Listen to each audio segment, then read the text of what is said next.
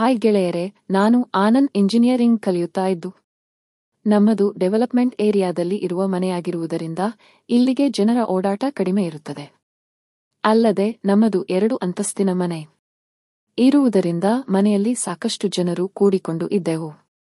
ಇನ್ನು ನನ್ನ ಮನೆಯಲ್ಲಿ ನನ್ನ ಅಪ್ಪನೇ ಹಿರಿಯವರಾಗಿದ್ದರಿಂದ ಮನೆಯಲ್ಲಿ ಯಾರೂ ಕೂಡ ಇವರ ಮಾತು ಮೀರುವಂತೆ ಇರಲಿಲ್ಲ. ಇನ್ನು ನಮ್ಮ ಮನೆಯಲ್ಲಿ ಕಟ್ಟುನಿಟ್ಟಿನ ನಿಯಮಗಳು ಇದ್ದರೂ ಕೂಡ ಊರಿಗೆ ಬಂದಾಗ ನಡೆದ ಒಂದು ಘಟನೆಯನ್ನು ನಾನು ನಿಮಗೆ ಹೇಳುತ್ತೇನೆ.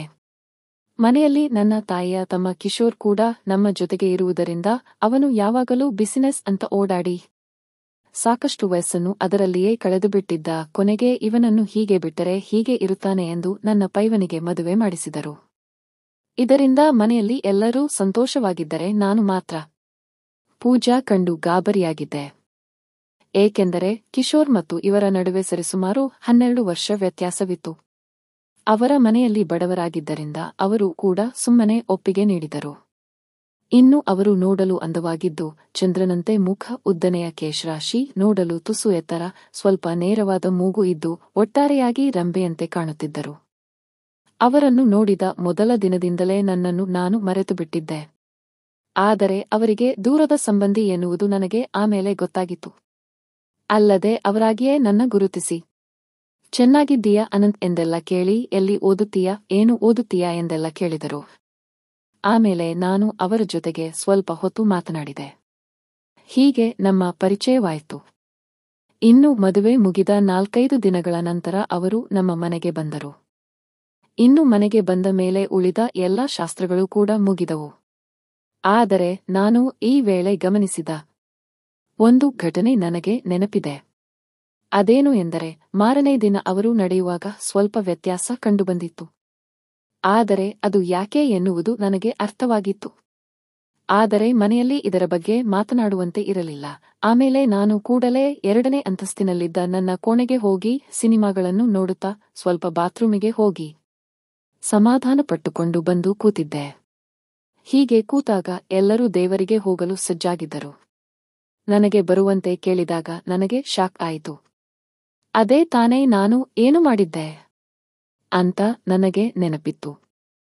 ಆಮೇಲೆ ಮತ್ತೆ ಹೋಗಿ ಮೈಮೇಲೆ ನೀರು ಸುರಿದುಕೊಂಡು ದೇವರಿಗೆ ಹೋದೆ. ಇದಾದ ನಂತರ ನಾನು ನನ್ನ ಕಾಲೇಜಿಗೆ ವಾಪಸ್ ಹೋಗಿ ಅಲ್ಲಿಯೇ ಹಾಸ್ಟೆಲ್ನಲ್ಲಿ ಓದುತ್ತಾ ಇದ್ದೆ. ಆರಾಮವಾಗಿ ಇದ್ದೆ. ಆದರೆ ನನ್ನ ಗೆಳೆಯರು ಮಾತ್ರ ಓದುವುದನ್ನು ಬದಿಗಿಟ್ಟು ಅದಾಗಲೇ ಒಂದು ಹಕ್ಕಿಯ ಜೊತೆಗೆ ಪ್ರವಾಸ, ಹೋಟೆಲ್ ಅಂತೆಲ್ಲ ಅಲೆದಾಡುತ್ತಿದ್ದರು. ನಾನು ಮಾತ್ರ ಇವರನ್ನು ನೋಡುತ್ತಾ ಸುಮ್ಮನೆ ಇದ್ದೆ. ಹೀಗಾಗಿ ಓದನ್ನು ಹೊರತುಪಡಿಸಿ ಬೇರೆ ವಿಷಯದಲ್ಲಿ ನನ್ನ ಸಾಧನೆ ಶೂನ್ಯ ಆಗಿತ್ತು. ಕೊನೆಗೆ ಇದೆಲ್ಲದವುಗಳ ನಡುವೆ ಪರೀಕ್ಷೆ ಮುಗಿಸಿ ಊರಿಗೆ ಹೋದಾಗ ಮೊದಲಿಗೆ ನನ್ನ ಬರಮಾಡಿಕೊಂಡರು. ಊರಿಗೆ ಹೋದಾಗ ಅವರು ಎಲ್ಲರೂ ಇದ್ದದಾಗಲೇ ನನ್ನ ನೋಡಿ, ಏನೋ ಎಷ್ಟು ಎತ್ತರ ಬೆಳೆದು ಬಿಟ್ಟಿದ್ದೀಯಾ, ವ್ಯಾಯಾಮ ಅಂತೆಲ್ಲ ಮಾಡ್ತಾ ಇದ್ದೀಯಾ ಎಂದು ಕೇಳಿದಾಗ ನಾನು ಏನಿಲ್ಲ ಎಂದು ಹೇಳಿ ಒಳಗೆ ಹೋದೆ. ಮತ್ತೆ ಅಡುಗೆ ಮನೆಯಲ್ಲಿ ಇದೇ ವಿಷಯ ಮತ್ತೆ ಅವರು ಮಾತನಾಡಿದಾಗ ನಾನು ಹಾಗೇನಿಲ್ಲ, ಬಹಳ ದಿನದ ಮೇಲೆ ನೋಡಿದ್ದೀರಲ್ಲ, ಅದಕ್ಕೆ ಹೀಗೆ ಅನಿಸುತ್ತೆ ಅಂತ ಹೇಳಿದೆ. ಆದರೆ ಅವರು ಮಾತ್ರ ನನ್ನ ಮೇಲಿಂದ ಮೇಲೆ ನೋಡುತ್ತಲೇ ಇದ್ದರು. ನಾನು ನನ್ನ ಪಾಡಿಗೆ ಇರಲು ಪ್ರಯತ್ನ ಪಡುತ್ತಿದ್ದೆ. ಇದಾದ ಮೇಲೆ ಅವರೇ ನನಗೆ ಕಾಫಿ ಮಾಡಿಕೊಂಡು ಬಂದು ಕೊಟ್ಟರು. ಹೀಗೆ ಕೊಡುವಾಗ ಅವರು ನೈಟಿ ಹಾಕಿದ್ದರಿಂದ ನನಗೆ ಆ ದಿನವೇ ಸೌಂದರ್ಯ ದರ್ಶನವಾಗಿ ಬಿಟ್ಟಿತು. ಅಲ್ಲದೆ ಹೀಗೆ ನೋಡುವಾಗ ಮೊಬೈಲ್ ಕೂಡ ನೋಡುತ್ತಾ ಇದ್ದಿದ್ದರಿಂದ ನಾನು ಅದರಲ್ಲಿ ಬರುತ್ತಿದ್ದ ಕಾಮಿಡಿ ನೋಡಿ ತುಸು ನಕ್ಕು ಸುಮ್ಮನಾದೆ. ಆ ಸೌಂದರ್ಯ ಕಣ್ಣು ಸೆಳೆಯುವಂತೆ ಇತ್ತು. ನಾನು ಕಾಫಿ ಕುಡಿದು ದೇವರು ಕೊಟ್ಟ ಕೈಯಿಂದ ಕೆಲಸ ಮಾಡಿ ಆಮೇಲೆ ನೀರು ಸುರಿದುಕೊಂಡು ಬಂದು ಮತ್ತೆ ಟಿವಿ ನೋಡುತ್ತಾ ಕೂತಿದ್ದೆ. ಅದಾಗಲೇ ಅವರು ಕೂಡ ಅಲ್ಲಿ ಬಂದು ಕೂತಿದ್ದರಿಂದ ನಾನು ತುಸು ಹೊತ್ತು ಟಿವಿ ನೋಡುತ್ತಾ ಕಾಲೇಜು ಪರೀಕ್ಷೆ ಅಂತೆಲ್ಲ ಮಾತನಾಡಿದೆ. ಆದರೆ ಹೀಗೆ ಮಾತನಾಡುವಾಗಲಿಲ್ಲ ನಾನು ಆಗಾಗ ಬೇರೆ ಕಡೆಗೆ ನೋಡುತ್ತಿದ್ದೆ. ಆದರೆ ಜಾಸ್ತಿ ನೋಡುವಂತೆ ಇರಲಿಲ್ಲ, ಏಕೆಂದರೆ ಉಳಿದವರು ಅಲ್ಲಿಯೇ ಸುತ್ತಲೂ ಕೂತಿರುತ್ತಿದ್ದರು. ಇನ್ನು ಇದಾದ ಮೇಲೆ ಹೀಗೆ ಮಾತನಾಡುತ್ತಾ ಕೂತಾಗ ನಾನು ಕಿಶೋರ್ ಮಾಮ ಬಗ್ಗೆ ಕೇಳಿದಾಗ ಇವರು ಸುಮ್ಮನೆ ಎದ್ದು ಹೋದರು. ಆಗ ನನ್ನ ಅಪ್ಪ, ಅವನು ಮತ್ತೆ ಮೊದಲಿನಂತೆ ಬಿಸಿನೆಸ್ ಅಂತ ಅಡ್ಡಾಡುತ್ತಿದ್ದಾನೆ. ಯಾವಾಗ ನೋಡಿದರೂ ಸಹ ಯಾವತ್ತು ಮೀಟಿಂಗ್ ಅಂತೆಲ್ಲ ಅಲ್ಲಿ ಇಲ್ಲಿ ಅಂತ ಹೋಗ್ತಾನೆ. ಇವಾಗ ಮುಂಬೈಗೆ ಹೋಗಿ 15 ದಿನ ಆಗಿದೆ. ಯಾವಾಗ ಬರ್ತೀಯಾ ಎಂದು ಕೇಳಿದರೆ ಈಗ ಆಗ ಅಂತೆಲ್ಲ ಹೇಳ್ತಾ ಇದ್ದಾನೆ ಅಂತ ಭಯತೊಡಗಿದರು. ಆಮೇಲೆ ನಾನು ಎದ್ದು ಅಡುಗೆ ಮನೆಗೆ ಹೋದಾಗ ಅಲ್ಲಿ ಚಿಕನ್ ತೊಳೆದು ಅದಕ್ಕೆ ಎಲ್ಲ ಮಸಾಲೆ ಮಿಕ್ಸ್ ಮಾಡ್ತಾ ಇದ್ದಾಗ ನಾನು ಒಳಗೆ ಹೋಗಿದ್ದೆ. ತಡ ಮತ್ತೆ ಆ ಸೌಂದರ್ಯದ ದರ್ಶನವಾಯಿತು. ಆಮೇಲೆ ನಾನು ಅದನ್ನು ತಲೆ ಕೆಡಿಸಿಕೊಳ್ಳದೆ ಒಳಗೆ ಹೋದಾಗ ಅವರು ನಗುತ್ತಾ ನನ್ನ ಜೊತೆಗೆ ಮಾತನಾಡಿದರು. ಆಮೇಲೆ ನಾನು ಊಟ ಮಾಡಿ ಸ್ವಲ್ಪ ಊರು ಸುತ್ತೋಕೆ ಅಂತ ಹೊರಗೆ ಹೋಗಿ ಬಂದೆ. ಕೊನೆಗೆ ಆ ದಿನ ಕಳೆದು ಹೋಯಿತು. ಇನ್ನು ಮಾರನೇ ದಿನ ಯಾವುದೋ ಒಂದು ಸಣ್ಣ ವಿಚಾರಕ್ಕೆ ಇವರನ್ನು ಮನೆಯಲ್ಲಿ ಎಲ್ಲರೂ ಭಯತೊಡಗಿದರು. ನಾನು ಯಾಕೆ ಎಂದು ಕೇಳಿದಾಗ ನಮಗೆ ಸಿಗಬೇಕಾಗಿದ್ದ ಟೆಂಡರ್ ಸಿಕ್ಕಿಲ್ಲ ಎಂದು ಹೇಳಿದರು. ಆಗ ನಾನು ಅದಕ್ಕೆ ಇದಕ್ಕೆ ಏನು ಸಂಬಂಧ ಎಂದು ಕೇಳಿದಾಗ ಯಾರೂ ಏನೂ ಹೇಳಲಿಲ್ಲ. ಇವರು ಕೂಡ ಸುಮ್ಮನೆ ಅಳುತ್ತಾ ತಮ್ಮ ಮೇಲಿನ ರೂಮಿಗೆ ಹೋದರು.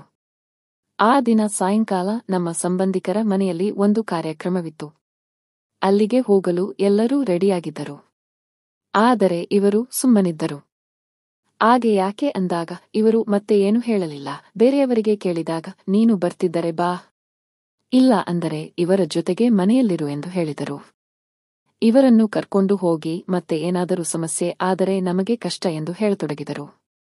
ಆಗ ನಾನು ನೀವು ಹೋಗಿ ಮನೆಯಲ್ಲಿ ಇರ್ತೀನಿ ಅಂತ ಸಿಟ್ಟಿನಿಂದ ಹೇಳಿದೆ. ಎಲ್ಲರೂ ಸಮಾರಂಭಕ್ಕೆ ಹೋದರು. ಇವರು ಬೇಜಾರು ಪಟ್ಟುಕೊಂಡು ತಮ್ಮ ಕೋಣೆಗೆ ಹೋಗಿ ಕೂತಿದ್ದರು. ಆಗ ನಾನು ಅಲ್ಲಿಗೆ ಹೋಗಿ ಯಾಕೆ ಇದೆಲ್ಲ ಮನೆಯಲ್ಲಿ ಏನು ನಡೆಯುತ್ತಾ ಇದೆ ಎಂದು ಕೇಳಿದಾಗ ಅವರು ಅಳೋಕೆ ಶುರು ಮಾಡಿಬಿಟ್ಟರು. ಅವರು ಜೋರಾಗಿ ಅಳುತ್ತಾ ನಾನು ಮನೆಗೆ ಬಂದಾಗಿನಿಂದ ಈ ಮನೆಯಲ್ಲಿ ಏನೇ ನಡೆದರೂ ಅದಕ್ಕೆ ನನ್ನನ್ನೇ ಹೊಣೆ ಮಾಡ್ತಾ ಇದ್ದಾರೆ. ನಾನು ಅಪಶ್ಕುಣ ಅಂತೆಲ್ಲ ನನಗೆ ಅಂತಾರೆ. ನನ್ನ ಕಾಲ್ಗುಣ ಸರಿ ಇಲ್ಲ ಎಂದು ಹೇಳ್ತಾರೆ. ನನ್ನ ಜೊತೆಗೆ ಇರಬೇಕಾಗಿದ್ದ ಯಜಮಾನನು ಕೂಡ ಯಾವಾಗಲೂ ನನಗೆ ಬೈತಾನೆ. ನಾನು ನರಕದಲ್ಲಿ ಸಿಕ್ಕಿದ್ದೇನೆ ಅಂತ ಅನಿಸ್ತಿದೆ. ನಮ್ಮ ಮನೆಯವರು ನನ್ನ ಕೀಳಾಗಿ ನೋಡ್ತಾರೆ. ಒಂದು ದಿನ ಕೂಡ ಚೆನ್ನಾಗಿ ಮಾತನಾಡಿಸುವುದಿಲ್ಲ. ಇನ್ನು ನನ್ನ ಯಜಮಾನರ ಜೊತೆಗೆ ಇರುವುದೇ ಇಲ್ಲ, ಯಾವಾಗಲೂ ದೂರ ಇರ್ತಾನೆ ಎಂದು ಹೇಳಿ ಅಳತೊಡಗಿದರು. ಹೀಗೆ ಅಳುವಾಗ ಎಲ್ಲವೂ ಅಸ್ತವ್ಯಸ್ತವಾಗಿತ್ತು. ಅಷ್ಟೊತ್ತಿಗೆ ಮತ್ತೊಬ್ಬ ಎದ್ದು ಡ್ಯಾನ್ಸ್ ಮಾಡತೊಡಗಿದಾಗ ನಾನು ಅದೆಲ್ಲವನ್ನೂ ಗಮನಕ್ಕೆ ತೆಗೆದುಕೊಳ್ಳದೆ ಇವರನ್ನು ಸಮಾಧಾನ ಮಾಡಲು ಯತ್ನಿಸಿ ತಬ್ಬಿಕೊಂಡು ಸಮಾಧಾನ ಮಾಡುವಾಗ ಕರೆಂಟ್ ಹೊಡೆದಂತೆ ಭಾಸವಾಗಿ ಅಲ್ಲಿಯೇ ಅವತ್ತು ಗೊತ್ತಿಲ್ಲದೆ ಎಲ್ಲವೂ ಮುಗಿಸಿ ಹೋಗಿಬಿಟ್ಟೆ. ಹೀಗೆ ಇದಾದ ಸ್ವಲ್ಪ ಹೊತ್ತಿನ ನಂತರ ಅವರು ಇನ್ನೂ ಮನೆಯವರು ಬೈದ ಯೋಚಿಸುತ್ತಿದ್ದರು. ಆಗ ನಾನು ಹೀಗೆಲ್ಲ ಅಳಬೇಡಿ, ನಾನು ಇರುವ ತನಕ ನಿಮಗೆ ಏನು ಸಮಸ್ಯೆ ಆಗುವುದಿಲ್ಲ ಎಂದು ಹೇಳಿದೆ. ಆಮೇಲೆ ಹೊರಗಡೆ ಹೋದಾಗ ಅವರಿಗೆ ತಿನ್ನಲು ಏನಾದರೂ ತರುತ್ತಿದ್ದೆ. ಅವರನ್ನು ಹೊರಗೆ ಕರೆದುಕೊಂಡು ಹೋಗ್ತಾ ಇದ್ದೆ. ಹೀಗೆ ಇದೆಲ್ಲ ನಡೆದ ಒಂದೆರಡು ದಿನಗಳ ಬಳಿಕ ನನ್ನ ಸ್ನೇಹಿತರ ಜೊತೆಗೆ ಫೋನ್ನಲ್ಲಿಯೇ ಮಾತನಾಡಿದಾಗ ಅವರು ಒಂದೆರಡು ಹೊಸ ಐಡಿಯಾಗಳನ್ನು ನೀಡಿದರು. ನಾನು ಅವುಗಳನ್ನು ತಂದು ಮನೆಯಲ್ಲಿ ಈ ಬಿಸಿನೆಸ್ ಬಗ್ಗೆ ಹೇಳಿದಾಗ ಅದೆಲ್ಲ ಮನೆಯವರಿಗೆ ಇಷ್ಟವಾಗಿ ಅದರಿಂದ ಚೆನ್ನಾಗಿ ಲಾಭವಾಯಿತು. ಆಮೇಲೆ ಇದು ನನ್ನ ಉಪಾಯವಲ್ಲ ಇವರದ್ದು ಎಂದು ಹೇಳಿದಾಗ ಎಲ್ಲರಿಗೂ ಶಾಕೆನಿಸಿತು. ಆದರೆ ಕೊನೆಗೆ ಮನೆಯವರು ಇವರ ಹತ್ತಿರ ಸ್ವಾರಿ ಕೇಳಿದರು. ಇವಾಗ ಎಲ್ಲರೂ ಅದೇ ಬಿಸಿನೆಸ್ ಮುಂದುವರೆಸಿಕೊಂಡು ಹೋಗ್ತಾ ಇದ್ದಾರೆ. ನಾನು ಮಾತ್ರ ಬೇರೆ ಊರಿನಲ್ಲಿ ಆರಾಮವಾಗಿ ಇದ್ದೀನಿ. ಅಪಶ್ಕುನ ಕಾಲ್ಗುಣ ಅಂತ ಏನೂ ಇರುವುದಿಲ್ಲ, ಎಲ್ಲವೂ ನಮ್ಮ ನಂಬಿಕೆ ಅಷ್ಟೇ. ಯಾಕಂದರೆ ಎಲ್ಲವೂ ಆಗುವ ಕಾಲಕ್ಕೆ ಹಾಗೆ ಆಗುತ್ತದೆ. ನಮ್ಮ ನಂಬಿಕೆಗಳು ಯಾವಾಗಲೂ ಸತ್ಯವಲ್ಲ, ಕೆಲವೊಮ್ಮೆ ನಾವು ನೋಡದ ಒಳಗಿನ ಸತ್ಯವಿದೆ. ಯಾರನ್ನಾದರೂ ಅಂದುಕೊಳ್ಳುವ ಮೊದಲು ಅವರ ಮನಸ್ಸು ನಿಜವಾದ ಸ್ಥಿತಿ ಮತ್ತು ತೋರುವ ಪ್ರೀತಿಯನ್ನು ನೋಡೋಣ. ಒಂದು ಸಣ್ಣ ಪ್ರೀತಿ ಮತ್ತು ಬೆಂಬಲವೇ ಒಬ್ಬ ವ್ಯಕ್ತಿಯ ಬದುಕನ್ನು ಬದಲಾಯಿಸಬಲ್ಲದು. ಫ್ರೆಂಡ್ಸ್, ಈ ಕತೆ ಇಷ್ಟವಾಗಿದ್ದರೆ ವಿಡಿಯೋಗೆ ಲೈಕ್ ಮಾಡಿ, ಚಾನೆಲ್ ಸಬ್ಸ್ಕ್ರೈಬ್ ಮಾಡಿಕೊಳ್ಳಿ. ಧನ್ಯವಾದ.